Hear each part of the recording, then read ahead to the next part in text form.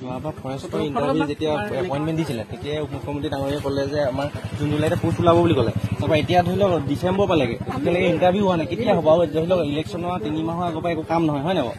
এতিয়া যদি ডিচেম্বৰ মাহতে ইণ্টাৰভিউখিনি নকৰে তেতিয়া কেতিয়া কৰিব? আকৌ এবছৰ বছৰ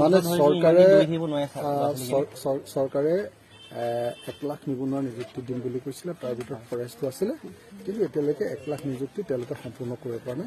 চৰকাৰ ব্যৰ্থ হৈছে। মই সোনকালে যিমানবিলাক নিযুক্তি দিয়াৰ কথা আছিলে সকলো নিযুক্তি দিবৰ কাৰণে প্ৰয়োজনীয় ইণ্টাৰভিউ পাতিবৰ কাৰণে মই আৰু চৰকাৰে নিযুক্তি দিবৰ কাৰণে মই দাবী কৰিম। আৰু এতিয়া সেইদিনা ক'লে যে মানে হেৰিয়া কৰিব, ইলেকশ্যনৰ আগতেতো ইণ্টাৰভিউখিনি নহ'লেতো আকৌ কিমান দিনলৈ গুচি যাব, আৰু ইমান দিন বছৰ বছৰ ল'ৰা ছোৱালী কিন্তু দৌৰি থাকিব নোৱাৰে। ইমিডিয়েটলি এইটো কৰিব লাগে, চৰকাৰৰ ওচৰত মই দাবী উত্থাপন কৰিছোঁ। এই মাহতে কৰিবলৈ যাতে বিহু আগতে গোটেইখিনি কমপ্লিট হৈ আপুনি কথা পাতিব। গুড মৰ্নিং ফ্ৰেণ্ডসকল, জব লেটাৰ্ছ শাসনৰ ইউটিউব চেনেললৈ সকলোকে স্বাগতম জনালোঁ। তো ফ্ৰেণ্ডসকল, আছাম পুলিচৰ এডমিট কাৰ্ড আহিব বুলি সকলোৱে ভাবি আছে। চ' কেতিয়া এডমিট কাৰ্ড আহিব আৰু কেতিয়া আমাৰ ইণ্টাৰভিউ হ'ব? চ' সেই কথাখিনি আমি আপোনালোকক ভালকৈ বুজাবলৈ চেষ্টা কৰি আছোঁ। গতিকে আপোনালোকক ইয়াৰ আগতে আমি 2টা ভিডিঅ' আপলোড কৰিছোঁ যে আপোনালোকে কেতিয়া এডমিট কাৰ্ডখিনি পাব। আমি ভালদৰে বুজাই দিছোঁ আপোনালোকক, তথাপিও আপোনালোকে একো বুজি নাপায়। চ' এডমিট কাৰ্ড কেতিয়া আহিব বহুতে কমেণ্ট কৰিছে।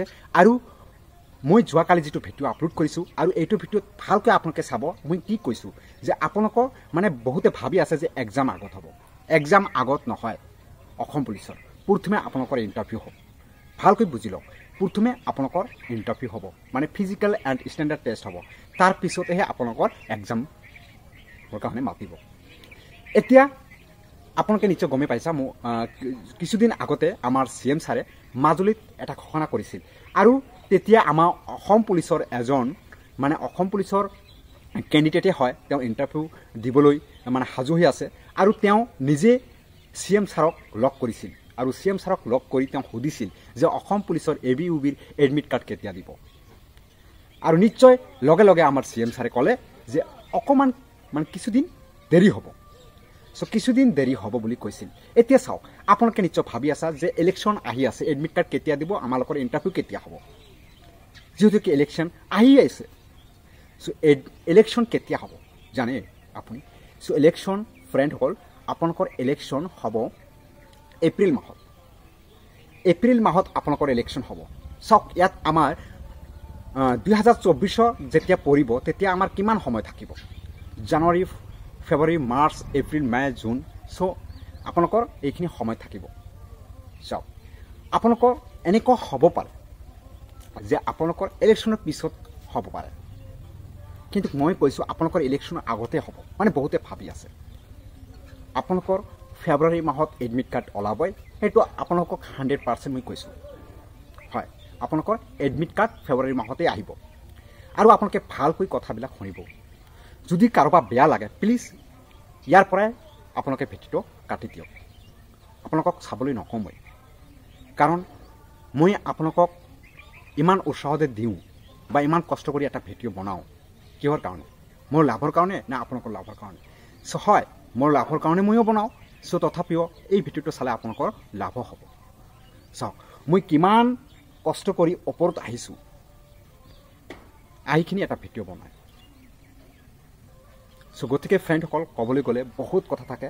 চ' এতিয়া আমি আপোনালোকক এঠাই কথা ক'ম, আপোনালোকৰ এডমিট কাৰ্ড আহিব আপোনালোকৰ ফেব্ৰুৱাৰী মাহত, আৰু আপোনালোকৰ মানে ফেব্ৰুৱাৰী ফাৰ্ষ্ট উইকতো আহিব পাৰে, বা আপোনালোকৰ জানুৱাৰী লাষ্ট উইকতো আহিব পাৰে। মানে হ'লে লাষ্ট উইকত, নহ'লে ফেব্ৰুৱাৰী ফাৰ্ষ্ট উইকত আপোনালোকৰ এডমিট কাৰ্ডখিনি আহিব।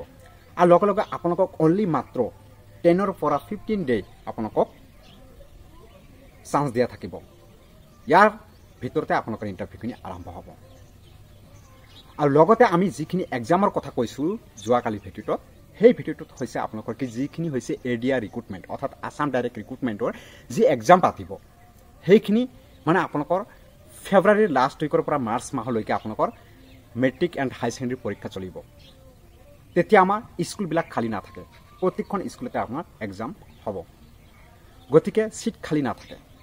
গতিকে যেতিয়া আপোনালোকৰ মানে matric and high secondary exam শেষ হ'ব, শেষ হোৱাৰ লগে লগে আপোনালোকৰ কিছুদিন পিছতহে আপোনালোকৰ আছাম ডাইৰেক্ট ৰিক্ৰুটমেণ্টৰ এক্সাম পাতিব। ঠিক আছে, আপোনালোকে ভালকৈ বুজি লওক।